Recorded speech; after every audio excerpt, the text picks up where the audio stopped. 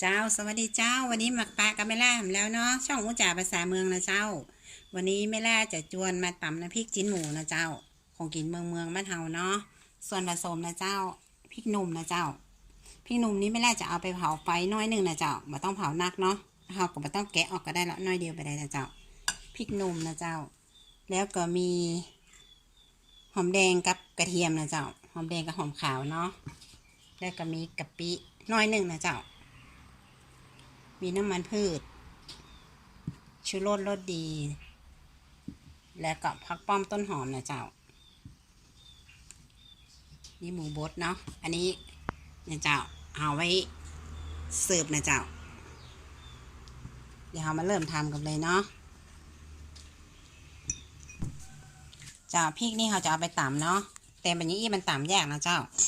ก็เอามาหั่นให้หน่อยเจ้าหั่นนี่นะเจ้าแล้วเราก็ไปตำเนาะใส่เนี่ยเจ้ากระเทียมกับหอมแดงเจ้า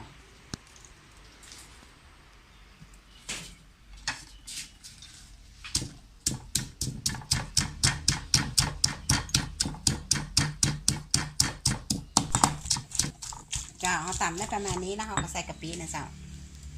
ใส่กะปิลงไปแต่เนาะ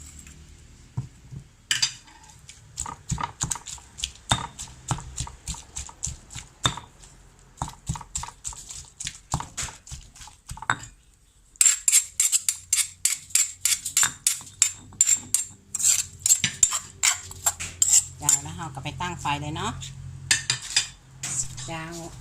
นี่เราก็มาตั้งเลยเนาะจะคั่วเอาเป็นหอมนะเจ้าใส่น้ำมันลงไปน้อยนึงนะเจ้า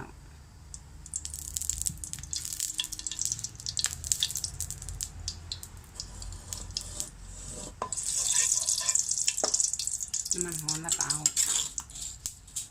พริกใส่เลยนะเจ้า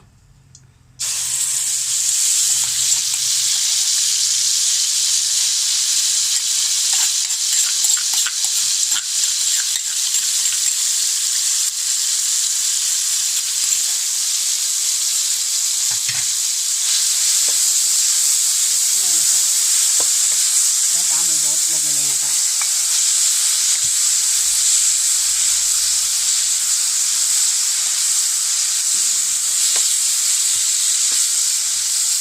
น้องๆถ้าแบบนี้โคกต่ำนะเจ้าเอาไปปั่นก็ได้นะเจ้าแต่จะไปปั่นมือนะเจ้าปั่นให้เป็นมอกเป็นมีแกบด้วยกับก่อนนะเจ้า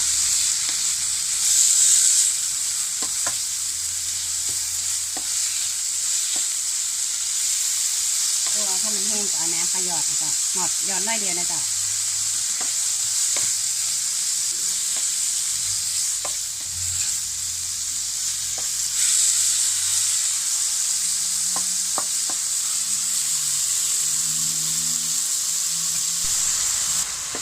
อันนี้หมูเขากับซุกได้ที่แล้วเนาะจะเครื่องปรุงเลยนะเจ้า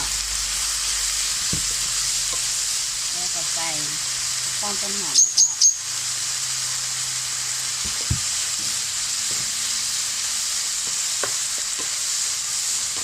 เจ้าเรียบร้อยแล้วนะเจ้าปิดแก๊สเลยเจ้าอันนี้น้ำพริกเขาก็ซุกเรียบร้อยแล้วนะเจ้าน้ำพริกจิ้นหมูนะเจ้าของกินเมืองเนาะ